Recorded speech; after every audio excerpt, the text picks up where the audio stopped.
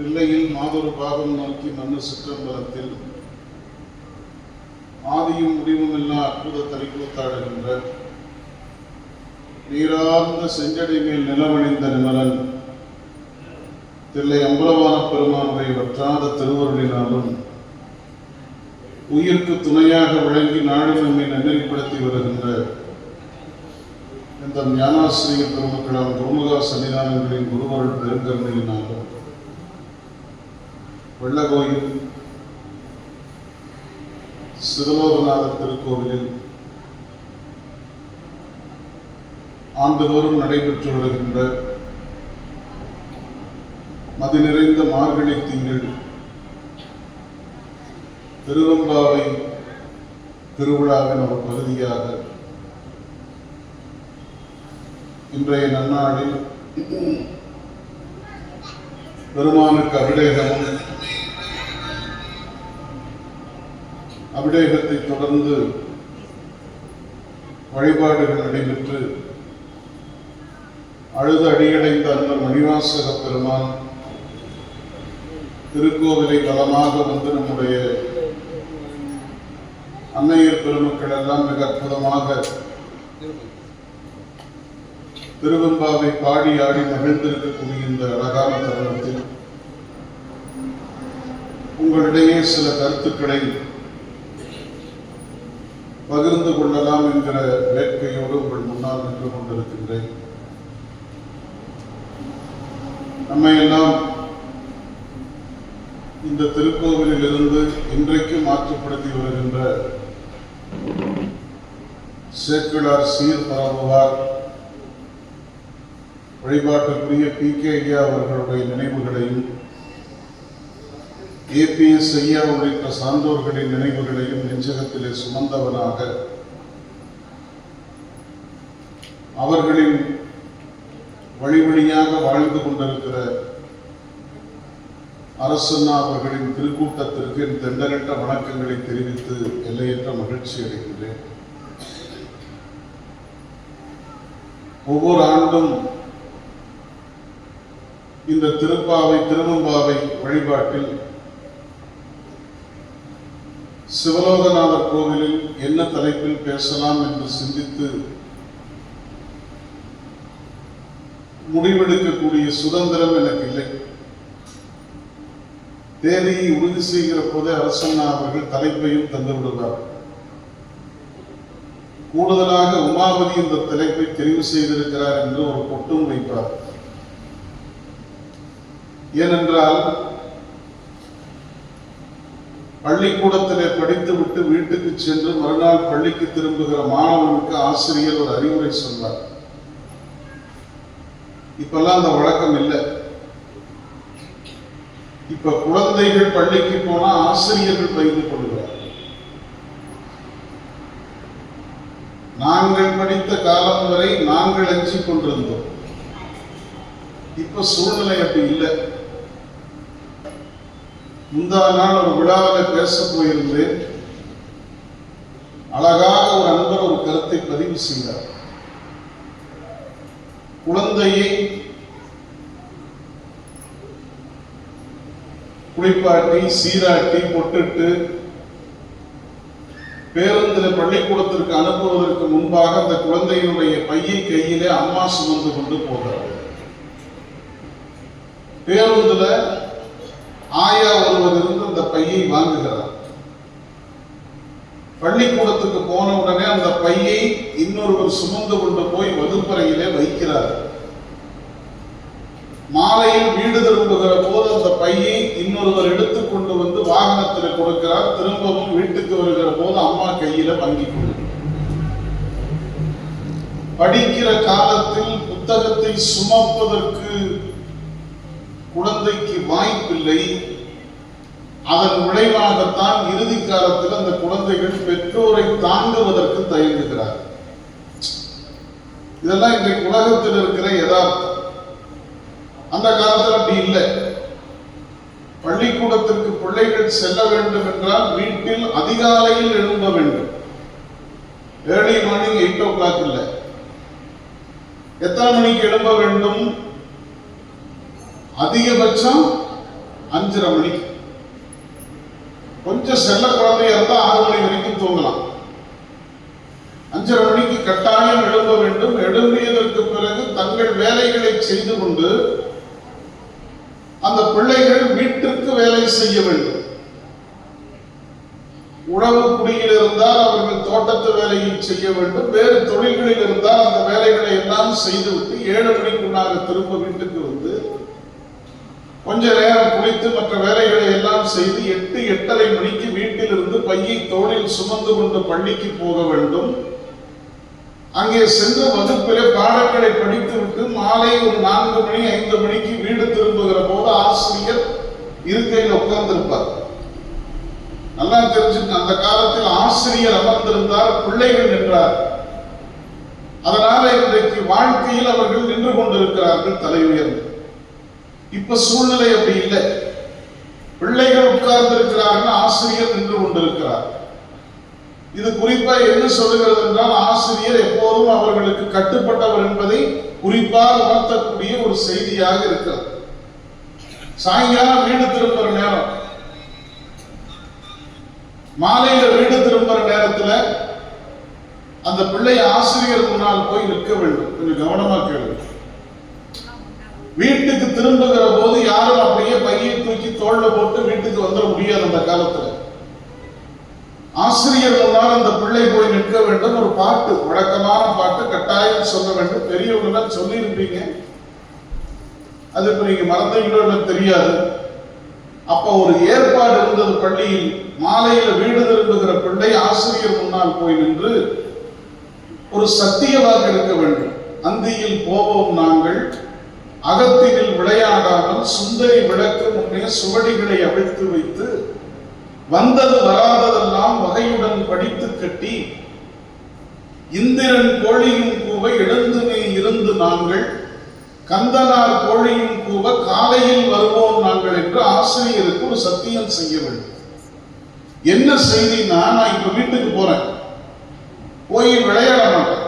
கொஞ்ச நேரம் அங்கே போயிட்டு என்னுடைய உடம்பை எல்லாம் கொஞ்சம் தேர்த்தி கொண்டு மாலையில போய் விளக்கை ஏற்றி அந்த விளக்கு முன்னால் இங்கே கற்றுக் கொடுத்த பாடங்களை மீள் படிப்பாக வாசித்து விட்டு இரவு நேரத்துடன் உறங்கி விடுவேன். எத்தனை மணிக்கு இரவு தூங்குறது? இப்பெல்லாம் அந்த வழக்கம் போயிடுச்சு. இப்ப எத்தனை மணிக்கு தூங்குறதுன்னா, நள்ளிரவு 1 மணிக்கு உணவு சாப்பிடுகிறார். நள்ளிரவு 1 மணிக்கு சாப்பாடு.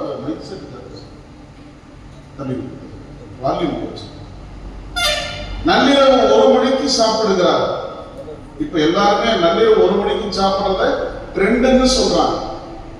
அதற்கு அவர்கள் சொல்லுகிற பேரு மிட் நைட் பிரியாணி. அப்படின்னே ஒரு உணவு கடையில் விற்கிறது. அந்த உணவுக்கு என்ன பொருள்னா, நள்ளிரவு நீ உண்ணுகிற விஷம் என்று பொருள். எப்ப சாப்பிட வேண்டும்? நம் பெரியவர்கள் சொல்லி இருக்கிறார். ஆசார கோவைன்னு ஒரு நூல். அந்த ஆசார கோவை மனிதன் எப்படியெல்லாம் வாழ வேண்டும் என்கிற நியதியை கற்றுக் கொடுக்கக்கூடிய நூல் ஆசார கோவை.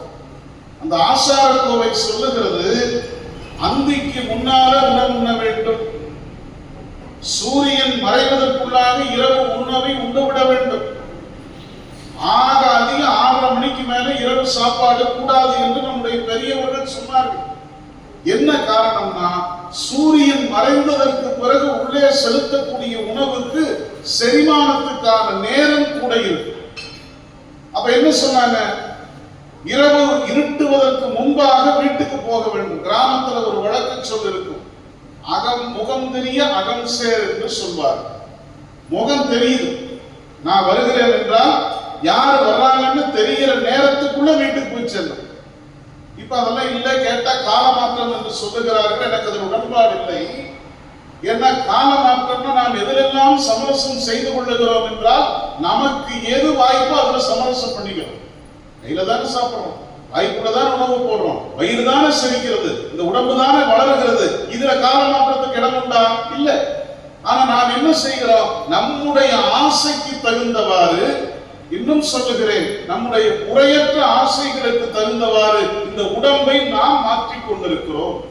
விலை என்னாச்சு? மருத்துவமனைகளில் இடமில்லை. இப்ப என்ன சொன்னாங்க பெரியவங்க? இரவு உணவை நேரத்தில் சாப்பிட்டு விட்டு இந்த ஒளி விளக்கு ஒளி கொஞ்சம் மங்குவதற்குள்ளாக நாம் படுக்கைக்கு போய்விட வேண்டும்.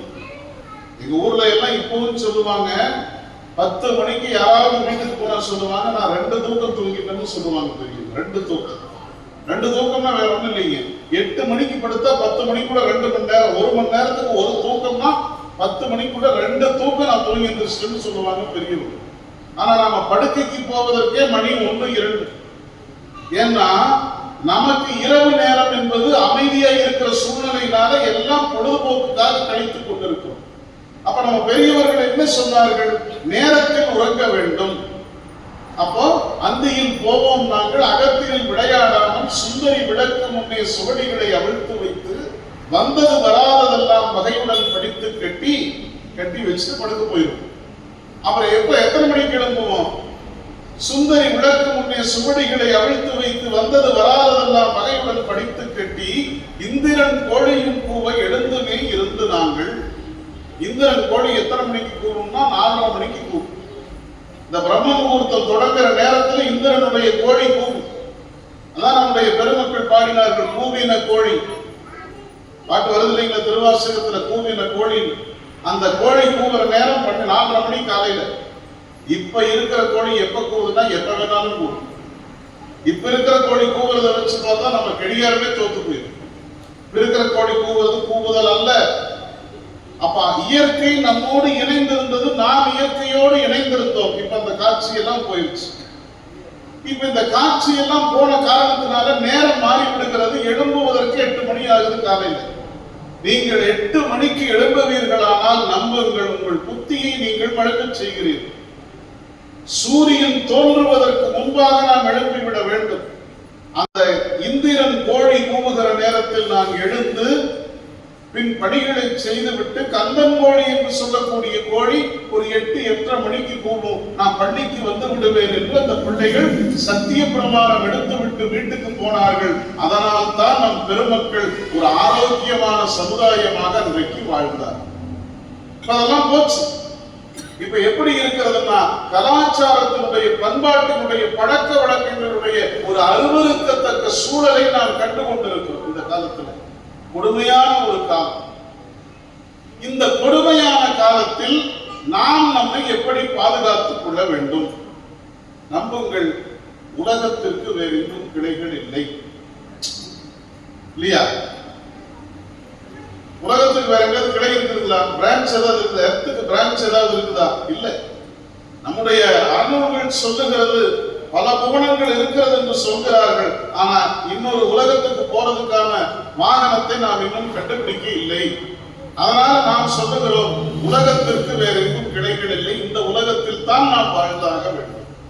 இந்த உலகத்தில் நாம் வாழ்ந்தாக வேண்டும் என்று சொன்னால் எப்படி நம்மை நாம் பாதுகாத்துக் கொள்வது? நமக்கு என்ன பாதுகாப்பு இருக்கிறது? யார் நம்மை பாதுகாப்பாக வழிநடத்துவார்கள்? இந்த கேள்வி. இந்த யார் நம்மை பாதுகாப்பாக வழிநடத்துவார்கள் என்கிற கேள்விக்கு விடை காணக்கூடிய இடம்தான் இந்த சபை.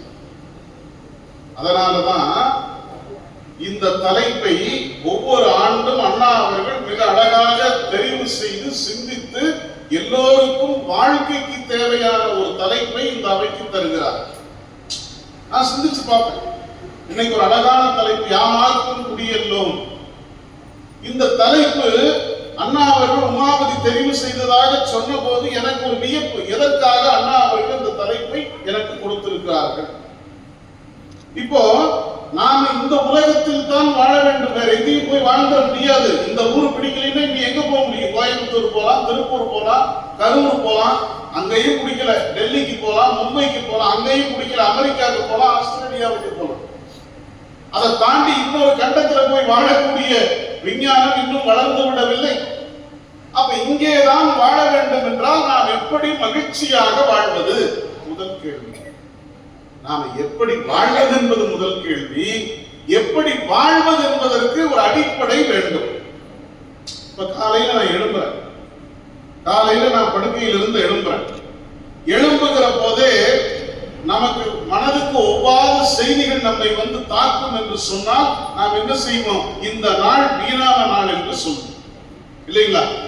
ஏதாவது ஒரு தவறான செய்தி காலையில நம்ம எழுப்புறதுக்கு முன்னாடி வந்து சேர்ந்துருந்தீங்க, நாம் என்ன சொல்லுவோம்? இந்த நாள் போச்சு, இந்த நாள் எனக்கு மிக கொடுமையான நாள் என்று முடிவு செய்துவிட்டு அந்த நாள் முழுக்க நாம் மனதில் ஒரு வலியை சுமந்து கொண்டு இருக்கும். சரி, இது ஒரு பக்கம். அப்படி இல்லாமல் அந்த நாள் மகிழ்ச்சியான நாளாக இருக்க வேண்டுமானால் நாம் என்ன செய்ய வேண்டும்? நல்ல செய்திகள் நமக்கு வந்து சேர வேண்டும். நல்ல செய்திகள் நமக்கு வந்து சேர வேண்டுமானால் அந்த செய்திகள் எங்கே இருந்து வரும்? நம்புங்கள், நம்புங்கள். யாரும் உங்களுக்கு நல்ல செய்தியை ஒருபோதும் கொடுக்க முடியாது. இந்த நாள் நல்ல நாளா அல்லது கெட்ட நாளா என்று முடிவு செய்யக்கூடிய ஒரே அதிகாரம் பெற்றவர் நம்முடைய சிவலோகநாதர் மட்டுமே. சிவலோகநாதர் மட்டுமே. அவர் நினைத்தால் அந்த நாள் நல்ல நாள், அவர் நினைக்கிறேன் அந்த நாள் நமக்கு பொல்லாத நாள். அப்போ ஒரு நாள் நமக்கு நல்ல நாளாக அமைகிற போது நம் மனம் மகிழ்ச்சி அடைகிறது. அது போல கவனமா கேளுங்க, இந்த வாழ்க்கை முழுதும் நல்லதாக அமையுமானால் நம்ம மகிழ்ச்சியினுடைய எல்லை எவ்வளவு இருக்கு? நம்ம எவ்வளவு சந்தோஷப்படுவோம், நமக்கு எவ்வளவு ஒரு ஆனந்தம் எல்லை இல்லாமல் இருக்கும். அப்படி இருப்பதற்கு நாம் என்ன செய்ய வேண்டும்? அதற்கு இங்கே வாய்ப்பு உண்டா? இப்போ விஞ்ஞானம் எதை எதையோ நமக்கு கொண்டு வந்து கொட்டுகிறது, எதை எதையோ சொல்றாங்க, எதை எதையோ கண்டுபிடித்ததாக சொல்லுகிறார், ஏதேதோ நமக்கு வந்து பெரிய பெரிய தாக்கங்களை தந்து கொண்டிருக்கிறது. உங்களுக்கே தெரியும், நீங்க இந்த அலைபேசியை திறந்தீங்கன்னா தெரியும், செல்போன் ஓபன் பண்ணா கூகுளுக்குள்ள போய் பாருங்க, இன்னைக்கு செயற்கை நுண்ணறிவு என்று சொல்லக்கூடிய ஆர்டிபிஷியல் இன்டெலிஜென்ஸ் வந்தாச்சு. ஆர்டிபிஷியல் இன்டெலிஜென்ஸ் வந்தாச்சு. இப்போ 5ஆம் தலைமுறை அலைக்கற்றை பரிச்சார்த்த முறையில் இந்த உலகத்தில் உலாவி கொண்டிருக்கிறது. 5G வெளிநாடுகளில் அது செயல்பாட்டுக்கு வந்து கொண்டிருக்கிறது. அந்த 5ஆம் தலைமுறை அலைக்கற்றை வந்துவிட்டது என்று சொன்னால் முழுமையாக என்ன சொல்றாங்கன்னா, கண்டுபிடிப்பாளர்கள் 21,000 ஓவியர்கள் செய்யக்கூடிய வேலையை ஒரு இயந்திரம் ஒரே நேரத்தில் செய்யும். 21,000 ஓவியர்கள், 21,000 ஓவியர்கள் ஒன்று சேர்ந்து தீட்டக்கூடிய ஒரு ஓவியத்தை ஒரு இயந்திரம் தீட்டிவிடும் என்று சொல்லுகிறார். அப்போ மனிதனை இந்த இயந்திரங்கள் முந்தி செல்லக்கூடிய ஒரு காலத்திலே நாம் நின்று கொண்டிருக்கிறோம். ஒன்று. இன்னொன்று, நமக்கு யார் தேவை? இந்த கேள்வி மிக மிக அவசியம். இப்ப இதை பற்றிய புரிதல் முழுமையாக நம்ம சமூகத்திலிருந்து அற்றுப்போய் கொண்டிருக்கிறது. நமக்கு யார் நல்லவர்கள்? பாருங்க, இளைஞர்கள் இதை கவனமாக கேட்க வேண்டும், குறிப்பாக பெண்கள் கேட்க வேண்டும். ஒரு நாள் பழகிவிட்டார் என்று சொன்னால் உயிர் தோழன் என்று சொல்லுகிறோம். ஒரு நாள் பழகினார், ஒரு நாள் பழக்கத்தில் ஒருவனை உயிர் தோழன் என்று சொல்லி நமக்கு இருக்கக்கூடிய அத்தனை ரகசியத்தையும் அவனிடத்தில் இறக்குகிறோம். அடுத்த நாள் அவன் அதை ஒரு ஆயுதமாக கையில் எடுத்து நம்மை அடிமையாக்குகிறான். இதான் இன்னைக்கு சமூகத்தில் இருக்கக்கூடிய யதார்த்தம். யாராக இருந்தாலும் அப்படி. நாம் ஒவ்வொருவரும் தெரிந்தோ தெரியாமலோ யாரோ ஒருவருக்கு அடிமையாகி இருக்கிறோம். என்ன காரணம்? நம்முடைய பழக்க வழக்கங்கள், நம்முடைய தொடர்புகள், நம்முடைய புரிதலின்மை காரணமாக நாம் ஒவ்வொருவரிடத்தில் அடிமைப்பட்டு கிடக்கிறோம். நீங்க நல்லா யோசனை பண்ணி பாருங்க, நாம் எல்லோரும் ஏதோ ஒரு வகையில் ஒருவருக்கு அடிமைப்பட்டு கிடக்கிறோம். நான் இப்படி சொல்லுகிறேன், அரசனாவும் அடிமைப்பட்டு கிடக்கிறார், நானும் அடிமைப்பட்டு கிடக்கிறேன். வேறுபாடு என்னன்னா, யார் நம்மை அடிமைப்படுத்தி இருக்கிறார்கள் என்பதில் தான் வேறுபாடு இருக்கிறது. அரசனாவை அடிமைப்படுத்தி இருப்பவர் நம்முடைய சிவலோகநாதர், நம்மை அடிமைப்படுத்தி இருப்பவர் இந்த உலகத்தில் இருக்கிற ஒரு மனிதர்.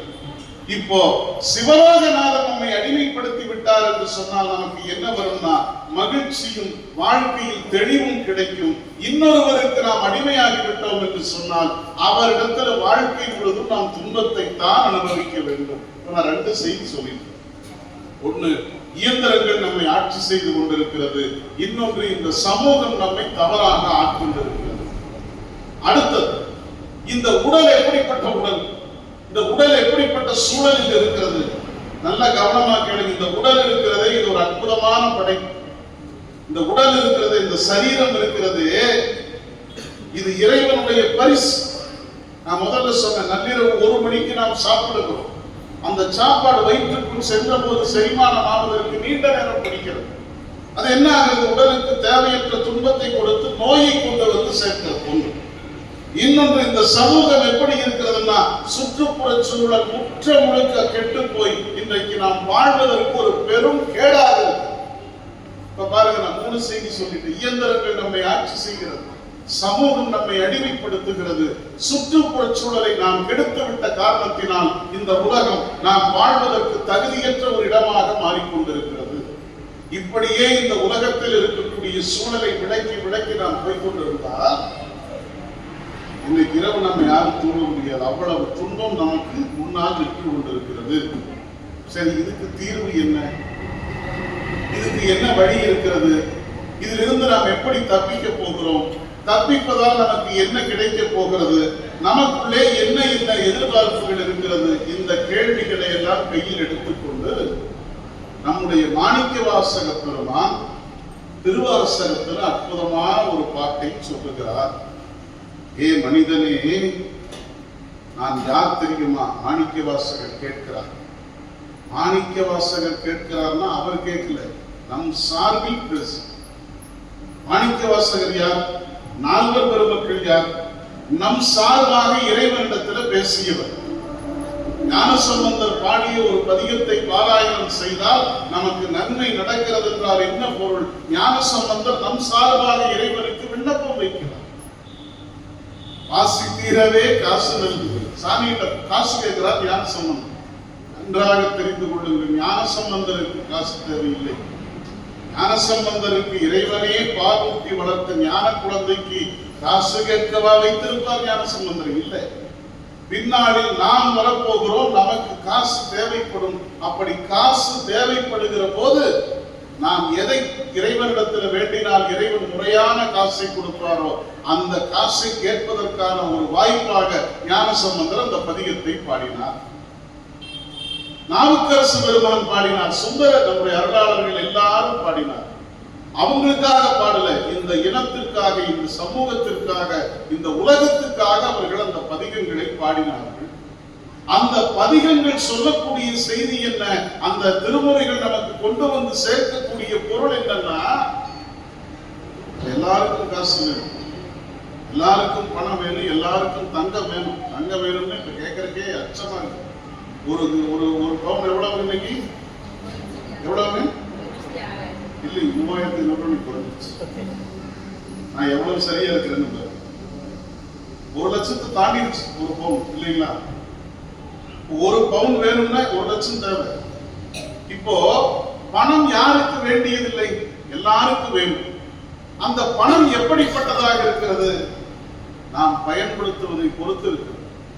இந்த உயிர் வாழ்வதற்கு வயிற்றுக்கு சோறு வேண்டும், இல்லைங்களா? இங்கே கொடுக்கிற இந்த அமுதும் சோறு தான், வெளியில கடையில் விற்கக்கூடிய உணவும் சோறு தான், வீட்டில் தரக்கூடிய உணவும் சோறு தான். 3 சோறு தானே, 3 பசியை தான் ஆகுது. இதுல ஏதாவது வேறுபாடு உண்டுங்களா? கோவில்ல கொடுக்கிற சோறு, கடையில கொடுக்கிற சோறு, வீட்டில் உண்ணும் சோறு, இந்த 3க்கு ஏதாவது வேறுபாடு உண்டா? உண்டுங்களா? என்ன வேறுபாடு உண்டு?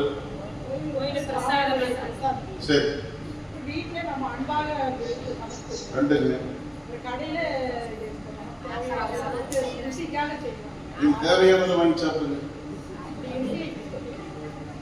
இந்த 3ம் ஒரே வேலையைத்தான் செய்யும். வாய் வழியா போய் வயிற்றுல தங்கி உணர்வையும் அந்த ஆற்றலையும் கொடுத்து பசி ஆற்று, இல்லைங்களா? இந்த 3 சோறுக்கும் ஒரு நுட்பமான வேறுபாடு உண்டு. இந்த கோயில்ல உண்ணும் உணவுக்கு என்ன பேருன்னா மெய்ஞானம்னு பேரு. என்ன பேருங்க? இந்த சாப்பாட்டை, இந்த கோயில்ல சோத்துக்கு எப்பவும் குறைவில்லை. ஒருவேளை இன்னைக்கு ஒரு 100-150 பேர் வந்திருக்கிறோம், ஒரு 160 பேருக்கு சமைச்சு வைங்க, 10 பேர் கூட சாப்பிடலாம்னு சொல்லி வச்சிருக்காங்கன்னு வச்சுக்கோங்க. திடீர்னு கூட்டம் ஒரு 200 பேர் வந்துட்டாங்க, 10 பேருக்கு உணவு பத்தாதா? அப்ப என்ன செய்யணும் தெரியுமா? இங்க இல்ல, எந்த கோயிலுக்கு போனாலும், எந்த மடத்துக்கு போனாலும் சோறு இல்லை என்றால் உங்களை நான் ஒன்று சொல்லுகிறேன், தாராளமா போய் அந்த நிர்வாகிகிட்ட சண்டையிட்டு சோறு வாங்கி சண்டை போட்டு சோறை வாங்கி எனக்கு சோறை கொடுங்கன்னு கேட்டு வாங்கி சாப்பிடுங்க. இந்த சோறுக்கு மெய்ஞானம். என்ன பேருங்க? சரி, அடுத்தது வீட்டில் உண்ணுகிற உணவு. இது முதல் சோறுன்னு பேர். இந்த கோயிலில் கொடுக்கிற சோறு முதல் சோறு. இதுக்கு என்ன பேர் சொன்னேன்? மெய்ஞானம்னு சொன்னேன். அடுத்து வீட்டில் கொடுக்கிற சோறு, வீட்டில் சமைக்கிற சோறு. அந்த சோறு பசிக்கு ருசிக்கு சாப்பிடலாம், அது ஒன்றும் குறையில்லை. ஆனா அந்த சோறுக்கு என்ன பேருன்னா விஞ்ஞானம்னு பேர். ஏன் விஞ்ஞானம்னு பேருங்க? நம்ம வீட்டில் 4 பேர் இருக்காங்க. ஒருத்தருக்கு சர்க்கரை பிடிக்கும், இன்னொருத்தருக்கு சர்க்கரை பிடிச்சாலும் சாப்பிட முடியாது இல்லையா? ஒருத்தருக்கு காரம் கூடுதலா வேணும், இன்னொருத்தருக்கு காரம் குறைச்ச வேணும். இப்போ வேறுபட்டு சமைச்சா அதுக்கு என்ன பேருங்க? விஞ்ஞானம்னு. உங்களுக்கு ஒண்ணு வேணும், உங்களுக்கு ஒண்ணு வேண்டாம்னு சொல்லி வேறுபாடு செய்தால் அந்த இடத்தில் விஞ்ஞானம் வந்து விடுகிறது. அந்த சோறு வேண்டுமானாலும் வேண்டாவிட்டாலும் சாப்பிட்டு தான் ஆகும். இது இடைச்சோறுன்னு பேர். முதல் சோறுங்கிறது என்ன? கோயில்ல மடங்கள்ல போட்ட சோறு. இடைச்சோறுங்கிறது என்ன? வீட்டுல சாப்பிடுற சாப்பாடு. அதுக்கு என்ன பேருன்னு சொன்னேன்? விஞ்ஞானம்னு பேருன்னு சொன்னேன். மூணாவது சோறு கடைச்சோறு. அது கடைச்சோறு. ஏன்னா அதுக்கு அஞ்ஞானம்னு பேரு. என்ன பேருங்க? அஞ்ஞானம்னு பேரு. என்ன காரணம்னா நீங்க சொன்னதுதான் கருத்து. அந்த சோறு சமைக்கிற போது சரி தவறெல்லாம் பார்க்க மாட்டாங்க. என்ன பார்ப்பாங்க? காசுதான். அதனால அந்த சோறு கடைச்சோறு. நான் முதல் சோறுக்கு ஒரு இலக்கணம் சொன்னேன். எப்படி சாப்பிடாதீங்க? சண்டையிட்டாவது கோவில் சோறும் குருபூசி சோறும் வாங்கி சாப்பிட வேண்டும். இன்னொரு சோறு இருக்குதுன்னு நான் சொல்றேன் நுட்பமா. இந்த சபையில சொல்லலாம், மற்ற இடத்துல சொல்ல மாட்டேன். ஒரு சோறு 2 சோறு சண்டை போட்டுட்டாவது சாப்பிடாம அது எந்த இடம்னு தனியா கேள்வி சொல்றேன். இப்ப சொல்ல அந்த சோறை சண்டை போட்டாலும் வேண்டாம்னு சொல்லிட்டு வந்துருக்கு. அப்போ உணவு ஒன்றுதான், அது உடம்புக்குள்ள போய் அது செய்யக்கூடிய செயல் வேறுபடுகிறது. காசு ஒன்றுதான், அது பயனை பொறுத்து அதனுடைய தன்மை மாறுகிறது. அது போல நாம இறைவனிடத்தில் கேட்டு பெறும் காசுக்கும் இறைவனிடத்தில் வாங்கி உண்ணும் உணவுக்கும் இறைவனிடத்தில் பெறக்கூடிய அருளுக்கும் என்ன வேறுபாடு இருக்கிறது என்றால், ஒருபோதும் இறைவனிடத்தில் வரக்கூடிய எந்த பொருளும் நம்மை தீய நெறியில் தள்ளாது. எல்லாமே நமக்கு நன்மையை மட்டுமே தரும். அப்படி நன்மையை மட்டுமே தரக்கூடிய ஒன்றை முறையாக பெறுங்கள் என்று சொல்லித்தான் நம்முடைய அருளாளர் பெருமக்கள் நமக்கு திருமுறைகளை தந்தருகிறார். அந்த திருமுறையில மாணிக்கவாசக பெருமான் இந்த சண்டமாரதம் என்று சொல்லக்கூடிய இந்த உலகத்தில் சுழித்து சுழித்து அடித்து மனிதனை மனித வாழ்க்கையில் வாழ முடியாமல் செய்யக்கூடிய இந்த புறச்சூழலில் இருந்து நம்மை பாதுகாப்பதற்கு, இந்த புறச்சூழலில் இருந்து பாதுகாப்பதற்கு நமக்கு ஒரு நல்ல மந்திரத்தை தருகிறார்.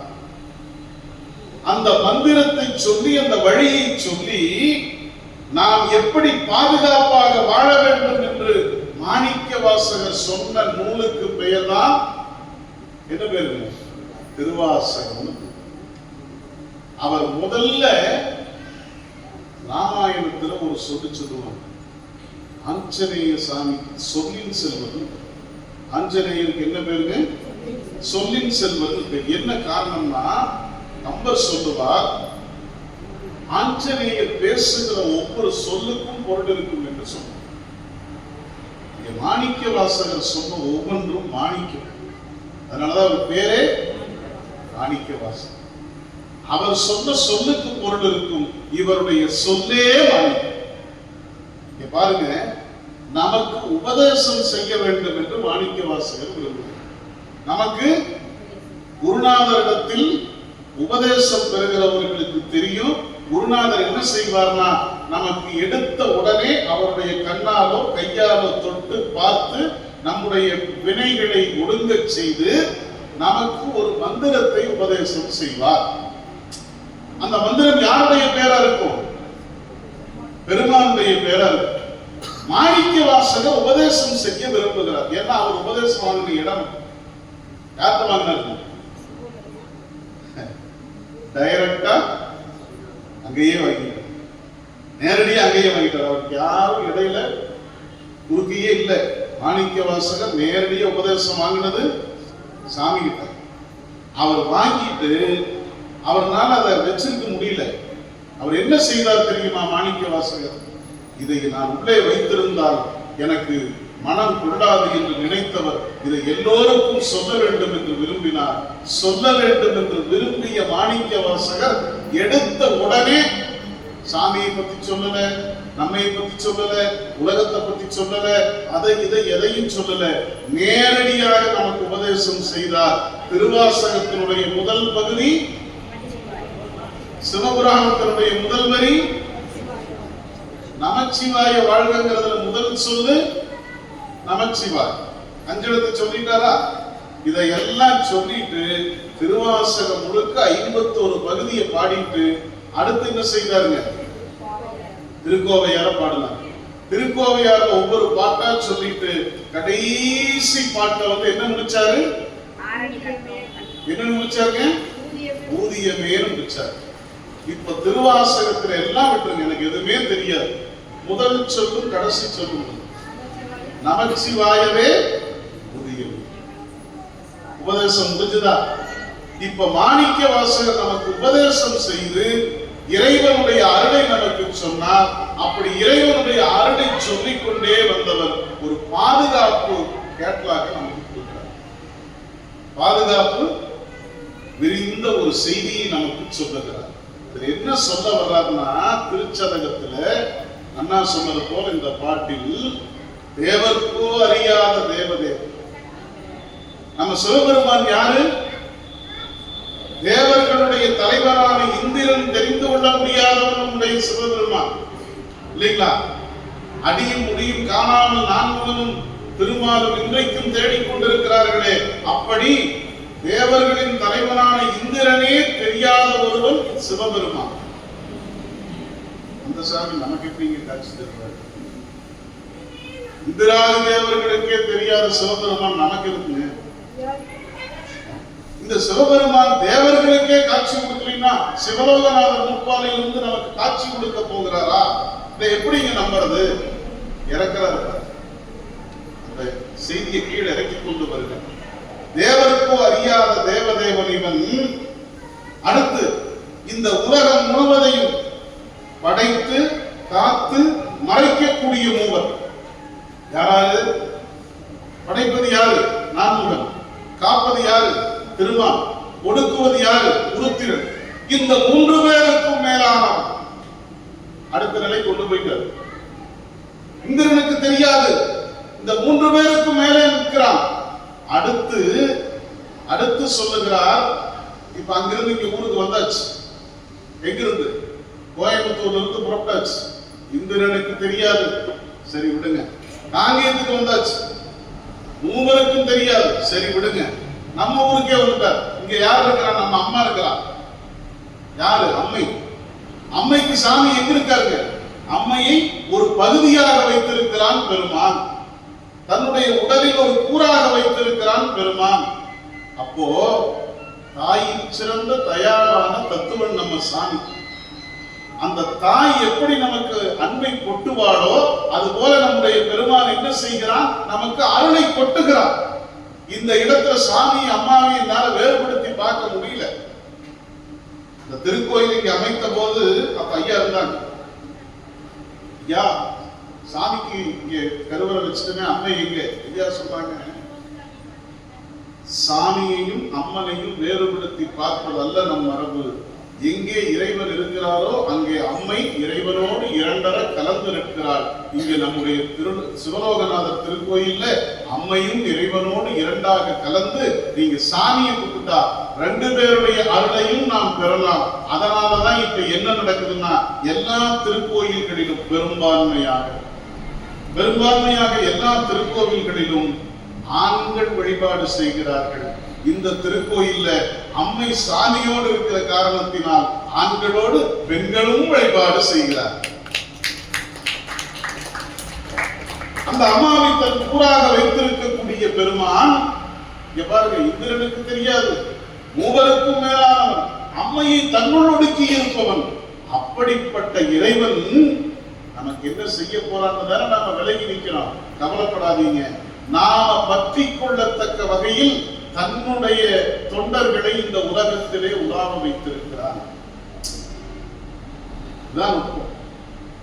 இந்திரனுக்கு தெரியாது, நாளுக்கு தெரியாது, நான்முகனுக்கு தெரியாது, உருத்திரன் காணவில்லை, அம்மை அவனுடைய ஒடுங்கி இருக்கிறார். இப்படியெல்லாம் மறைந்திருக்கக்கூடிய பெருமான் நமக்காக இறங்கி வந்து இந்த உலகத்தில் அடியார்கள் என்கிற திருக்கூட்டத்தை உருவாக்கி அவர்களை நம் கண்முன்னே இறைவனுடைய பிரதிநிதிகளாக உலாவ வைத்திருக்கிறார். பாருங்க எவ்வளவு எளிமையான விஷயம். இந்த அவையில ஒரு 100 பேர் இருக்கு. இந்த 100 பேர்ல தமிழே தெரியாத ஒருத்தர் நான் பேசி என்ன பயன்? தமிழே தெரியாத ஒருத்தருக்கு நான் பேசி என்ன பயன்?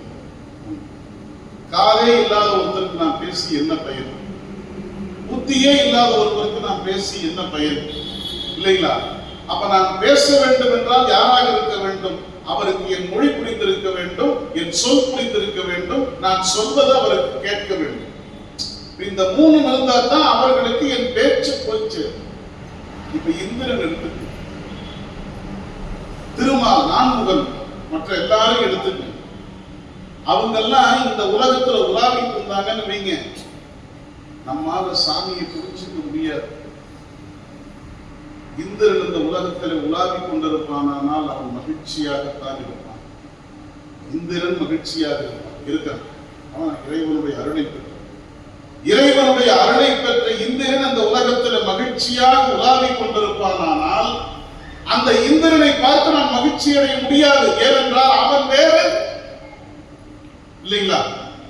இப்ப பெருமாள் இங்க வந்துட்டார், இங்க கோயில் இருக்குது, அல்லது அவரே வந்தாரு வச்சுக்கங்க, சந்தோஷமா வர்றாரு, தங்கம் போட்டிருக்கிறாரு, பட்டு கட்டி இருக்கிறாரு, அணிகலன்கள், மாலை எல்லாம் இருக்குது, அவர் மகிழ்ச்சியா இருக்கிறாரு. நாம யாராவது இந்த திருமால் மேல மகிழ்ச்சியா இருக்க முடியும்னு போய் கிட்ட நிற்க முடியுமா? முடியாது.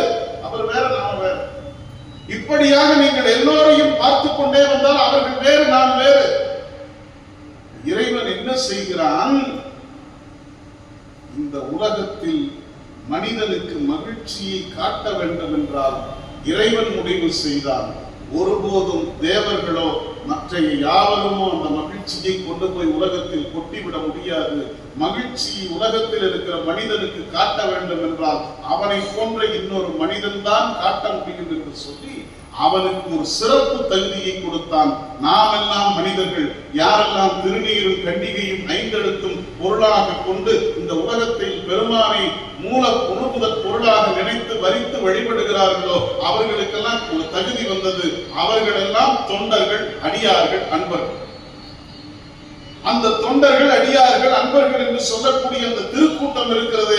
அந்த திருக்கூட்டம் எங்க இருக்கும்னா நமக்குள்ளே பரவி இருக்கும், நமக்குள்ளே வியாபித்திருக்கும், நமக்குள்ளே 2 கலந்திருக்கும். இங்க பாருங்க இத்தனை பேர் இருக்கு.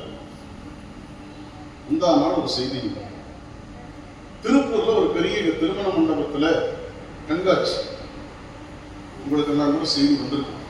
அந்த கண்காட்சியில நிறைய அரங்கு, பெரிய பெரிய நிறுவனங்கள் எல்லாம் அவர்களுடைய பொருளை கொண்டு வந்து பார்வைக்கு வைத்திருந்தார்கள். நிறைய தொடர்புகளை சொல்லிக் கொண்டிருந்தார்கள். ஒரு அரங்கத்துக்கு போனா அங்க 4 பெண்கள் திருமையில் அணிந்து உருத்திராக்க மாலை அணிந்து அங்க உருத்திராக்கத்தை வைத்துக் கொண்டிருந்தார்கள். திருநீரை அங்க வைத்துக் கொண்டிருந்தார்கள். நான் அங்க போன உடனே அந்த பெண்கள் சொன்னார்கள், நாங்கெல்லாம் ஒரு கல்யாணத்துக்கு போகணும்னா முந்தின நாள் வாக்கெடுக்க போகணும். கல்யாணத்துக்கு போகணும்னா முந்தின நாள் எங்க போவாங்க? லாக்கருக்கு போகணும். எதுக்கு?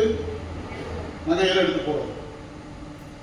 இப்ப அந்த வங்கி மேலாளர் இவங்ககிட்ட சண்டைக்கு வரலாம், நீங்க லாக்கரையும் பயன்படுத்துறது. ஏன்னு கேட்டா, நாங்க ஒரு நகையை கழுத்துல போட்டோம், இப்ப வேற நகை தெரியல, அந்த நகைக்கு பேரு உருத்திராக்கம்னு பேரு. உருத்திராக்க கழுத்துல போட்டோம், எங்களுக்கு மற்ற நகை மேல ஆசையே வரலைங்கிறாங்க. இன்னொன்னு, மற்ற நகைகள்லாம் இன்னைக்கு ட்ரெண்ட்ல இருக்கும் இல்லைங்களா, நாளைக்கு மாறி. அன்று முதல் என்றுமே ட்ரெண்டாக இருக்கிற ஒரே நகை எந்த நகை? இந்த கழுத்தில் அணிந்திருக்கிற இந்த உருத்திராக்கம் இந்த நகை. இது எப்பவும் நிரந்தரமானது, நிலையானது, அழிவில்லாதது. அப்ப இறைவன் என்ன செய்கிறான்? இப்படி நிரந்தரமான அழிவில்லாத என்றைக்கும் வளர்ச்சியை தரக்கூடிய ஒரு வடிவத்தை கொண்டு வந்து உலகத்தில் நிறுத்தினான். அப்படிப்பட்டவர்களுக்கு இறைவனால் கொடுக்கப்பட்ட பேரு தொண்டர்கள், அடியார்கள், அன்பர்கள் என்று சொல்லக்கூடிய பேர். இந்த தொண்டர்கள், அடியார்கள், அன்பர்கள் எல்லாம் யார் என்று சொன்னால், நம்புங்கள், சிவபெருமானுடைய நேரடி அன்பை பெற்றவர்கள் நம்முடைய மாணிக்கவாசகருடைய வாக்கு. அப்படி இறைவனுடைய அன்பை பெற்ற எல்லோரும் இந்த உலகத்தில் வாழ்ந்து கொண்டிருக்கிற போது அவர்களுடைய தொண்டர்களில் ஒருவனாக நான் போய் நின்றேன். அவர்களுடைய தொண்டர்களில், அந்த தொண்டர் திருக்கூட்டத்தில் ஒருவனாக நான் போய் நின்றேன். அப்படி ஒருவனாக நான் போய் நின்ற போது என் மனசுக்குள் ஒரு உறுதிப்பாடு வந்தது. அந்த உறுதிப்பாட்டுக்கு என்ன பேர் தெரியுமா? நான் முன்ன சொன்ன பார்த்தீங்களா, இந்த புறச்சூழல் நம்மை அச்சுறுத்துகிறது. இந்த சுற்றி இருக்கிற உலகம், சமூகம், இந்த சூழல் எல்லாம் எனக்கு அச்சுறுத்தலாக வருகிற போது இதிலிருந்து நான் பாதுகாப்பாக உணர்கிறேன். எப்ப தெரியுமா? திருநீரும் கண்டிகையும் திருவைந்தெழுத்தும் பொருளாக கொண்டிருக்கிற தொண்டர் திருக்கூட்டத்தினுடைய நடுவில் போய் நான் நிற்கிற போது, இந்த கூட்டத்தில் போய் நான் நின்று அவர்களில் ஒருவனாக மாற வேண்டும் என்று நான் முயற்சி செய்கிறேன். அதான் சரியான சொல். ஏன்னா நாம திருநீரு கண்டிகை 5 எழுத்து 3 வச்சிருக்கிறோம். நான் சொல்லுகிறேன், நான் அப்படி முழுமையான ஒரு தொண்டராக இதுவரை மாறவில்லை, மாற முயற்சித்துக் கொண்டிருக்கிறேன். எப்ப மாற முடியும்? அவங்கெல்லாம் நிறைமொழி மாந்தர், நம்ம DK ஐயாவை போல, APS ஐயாவை போல, அவங்கெல்லாம் சிவமான தன்மையை பெற்ற பெருமக்கள். அவங்கள போல வாழ வேண்டும் என்று ஆசை வரலாம், அவர்களாக நான் மாற வேண்டும் என்று நினைக்க முடியாது. அப்போ அவர்களை போல நான் மாற வேண்டும் என்று, அந்த நிலைக்கு வர வேண்டும் என்று நான் ஆசைப்படுகிற போது நான் எங்க போய் நிக்கணும்? பஸ் ஸ்டாண்ட்ல போய் நின்னா முடியுமா? மருத்துவமனையில போய் நின்னா, எங்கேயும் போய் நின்னா முடியாது. நான் வந்து நிற்க வேண்டிய இடம் அந்த தொண்டர்களின் கூட்டம் என்று சொல்லக்கூடிய அந்த புனிதமான பேரவைக்குள் வந்து நிற்க வேண்டும். நம்புங்கள், அந்த புனிதமான பேரவையை தேடி நீங்கள் எங்கும் செல்ல வேண்டாம். முந்தைய நிலைகளில் நீங்கள் நற்றவம் செய்திருப்பீர்களானால் பெருமானுடைய கருணையினால நம் எல்லோருக்கும் அந்த திருக்கூட்டத்தினுடைய அணுக்கும் தானே வந்து சேரும். அந்த தவத்தை நீங்கள் செய்த காரணத்தினால் தான் இந்த சிவலோகநாத திருக்கோயிலில் நாம் எல்லோரும் அமர்ந்து கொண்டிருக்கிறோம். ரொம்ப எளிமையான வேலை புரிஞ்சு போச்சு. நாம தொண்டர் கூட்டத்துக்கு வந்தாச்சு. வந்ததுக்கு அப்புறம் நாளை காலையில அரசு கண்டு பயந்துக்கணுமா? அதிகாரத்தை கண்டு அச்சம் கொள்ள வேண்டுமா? யாரை கண்டு, நமனை கண்டு என்று அஞ்ச வேண்டுமா? கூற்றை கண்டு அஞ்ச வேண்டுமா? இந்த அச்சமெல்லாம் நமக்கு வேண்டாம். ஏனென்றால் தொண்டர்களின் கூட்டத்தில் நான் ஒருவராக சென்று நின்றதற்கு பிறகு இந்த தொண்டர்கள் என்று சொல்லக்கூடிய புனிதர் பேரவை இருக்கிறது, அது பெருமானுடைய திருக்கண் நோக்கத்தில் வளர்ந்து கொண்டிருக்கிற புனிதர் பேரவை. இந்த திருத்தொண்டர் கூட்டத்தில் நான் நிற்கிற போது எனக்கு எந்த துன்பம் வந்தாலும், எனக்கு என்ன இடர்பாடு வந்தாலும் ஒருபோதும் அந்த இடர்பாடு என்னை அணுகி வராது. காரணம், தொண்டர்கள் கூட்டத்தில் நான் நிற்கிற போது பெருமான் அந்த தொண்டர் கூட்டத்தில் ஒருவராக நின்று நம்மை பாதுகாப்பார். தொண்டர் கூட்டத்தில் ஒருவராக நின்று சும்மா சொல்றேன். வழக்கு சொல் உண்டுங்க. எங்கெல்லாம் ராமாயணம் பேசப்படுகிறதோ அந்த அவையில யார் இருந்தாலும் இல்லாவிட்டாலும் யார் இருப்பாங்க? ஆஞ்சநேய சாமி இருப்பார். எங்கெல்லாம் கந்தபுராணம் பேசப்படுகிறதோ அந்த அவையில யார் இருப்பாங்க? வீரபாகு தேவர் இருப்பார். ராமாயணத்தில் தலைவன் ராமன், தொண்டன் ஆஞ்சநேயன். கந்தபுராணத்தில் தலைவன் முருகப்பெருமான், தொண்டர் வீரபாகு தேவர்.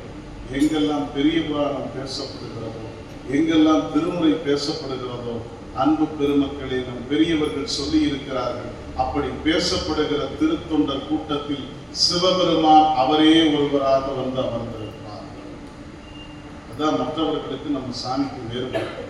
அங்கெல்லாம் தலைவன் புகழை கேட்க தொண்டர்கள் போகிறார்கள், இங்கே தொண்டனை பாதுகாப்பதற்காக இறைவனே இங்கே வந்து இறங்கி அமர்ந்து கொண்டிருக்கிறார். இப்ப இந்த அவையிலும் சிவலோகநாத பெருமான் நம்முள் ஒருவராகத்தான் அமர்ந்து கேட்டுக்கொண்டிருக்கிறார். நம்புங்கள், இந்த அவைக்கு நீங்கள் வந்து அமர்ந்து இந்த நல்ல ஞான செய்திகளை கேட்கிற போதும், இந்த ஞான விழாவில் பங்கு கொள்ளுகிற போதும், அவனுடைய அருளை பெறுகிற போதும் ஒரே ஒரு முடிந்த முடிவுதான், யாம் ஆர்க்கும் குடியல்லோம், யாம் யாதும் அஞ்சும். புறச்சூழல் என்னை இடர்படுத்தாது, இந்த உலகத்தில் இருக்கிற துன்பங்கள் என்னை இடர்படுத்தாது, எந்த விதமான கீழ்மை குணங்களும் என்னை ஒருபோதும் அணுகாது. எப்பொழுதென்றால் திருத்தொண்டர் கூட்டத்தில் நான் ஒருவனாக வந்தமர்ந்திருக்கிற போது, அந்த திருத்தொண்டர் கூட்டத்தில் கூட்டமாக நம் பெருமானே வந்து அமர்ந்திருப்பார். அப்படி அமர்ந்திருக்கிற பெருமான் நம்மை கருணையால் ஆட்கொள்வார். அப்படி கருணையால் ஆட்கொள்ளக்கூடிய பெருமான் நம்புங்கள், இந்த உலகத்தின் உச்சத்தில் இந்திராதி தேவர்களின் தலைவனாக மூத்தொழிலை செய்கிற பெருமக்களாக இருக்கிற அவர்களுக்கெல்லாம் கண்ணில் வராத பெருமான் ஒரு ஏழை அடியாராக இருக்கிற நமக்கு இறங்குவான். நம்மை ஆயத்தப்படுத்திக் கொள்வதற்கு ஒரு பயிற்சி கடம்தான் இந்த அவை. இந்த அவை கல்லும் காவிரியும் உள்ள காலம் வரை வாழ வேண்டும். பெருமானுடைய கருணை இந்த அவைக்கு வருகிற எல்லோருக்கும் இருக்க வேண்டும் என்பது நம் எல்லோருடைய வேண்டுதலாக இருக்கட்டும். ஒவ்வொரு ஆண்டும் இந்த திருவெம்பாவை விழாவில் கலந்து கொள்ளுகிறவர்கள், இந்த திருக்கோயிலுக்கு வருகிறவர்கள், உலகத்தில் உள்ள எல்லோரும், நமக்கு பாகுபாடே கிடையாது. வந்தவர்கள் வராதவர்கள் என்னுடைய முடிவு. சிவலோகநாதர் கோயிலுக்கு வெள்ளகோயில் சுற்றுப்புற பகுதியில் இருக்கிற பெருமக்கள் நமக்கு தெரியும், கொஞ்சம் பேர் தான் வரும், நிறைய பேர் வரல. உங்களுக்கு அரண் வேண்டியது இல்லையா? வேணும். நமக்குள்ள ஒரு சந்தேகம் வரும், வர்றவங்களுக்கு வராதவங்களுக்கு என்ன வேறுபாடு? நம்புங்க, அந்த நம்ம எல்லாருக்கும் இப்பவே கூலி கிடைச்சிருச்சு. இந்த கூலியை வாங்கிட்டு, இந்த டிக்கெட்டை வாங்கிட்டு நாம் அந்த பெருமானுடைய திருவடிக்கு போகலாம். வராதவங்க எப்போதாவது ஒரு முறை கட்டாயம் இங்கே வந்தால்தான் இறைவனுடைய திருவடிக்கு போக முடியும். நாம் எல்லாம் முந்திட்டோம். முந்தி நமக்கு இருக்கக்கூடிய இறைவனுடைய அருள் நமக்கு நெருக்கமாக வருகிறது. அப்படி வருவதற்கு நாம் தொண்டர்களின் ஒருவராக இருப்போம். அப்படி இருக்கிற போது இந்த உலகத்தில் எதை கண்டும் நாம் அஞ்ச வேண்டியதில்லை. யாரும் நம்மை ஒன்றும் செய்யாது. அதனால யாம் ஆர்க்கும் குடியல்லோம் என்று மாணிக்க வாசக பெருமானுடைய முழக்கம் சொல்லுகிறது. திருநீர், கண்டிகை, திருவையூர் இறைவன் நமக்கு கொடுத்த சொத்து. அந்த மூன்றையும் கையில கொண்டு அடியார் திருக்கூட்டம் என்று சொல்லக்கூடிய புனிதர் பேரவையில் சென்று நின்று இறைவனுடைய திருவடியை கண்ணார காண்போம், காதார கேட்போம், மனதார நினைப்போம், உடலால் அதை அனுபவிப்போம், புத்தியால் அதை நிறைவு கொள்வோம். அப்படி இருக்கிற போது இந்நாள் மட்டுமல்ல, எந்நாளும் நமக்கு மகிழ்ச்சியான நாளே. இந்த செய்தி சிவலோகநாதனை நம் கண்ணுக்குள் கொண்டு போய் பத்திரமா பூட்டி வச்சுக்கேன். காலையில எழுப்புகிற போது எந்த கெட்ட செய்தி வந்தாலும் நீங்க கவலைப்படாதீங்க. எழுப்புகிற போது சிவலோகனை நினையுங்கள். அந்த நாள் மட்டுமல்ல, எந்த நாளும் உங்களுக்கு இனிய நாளே என்று சொல்லி இந்த அளவில் முறையை நிறைவு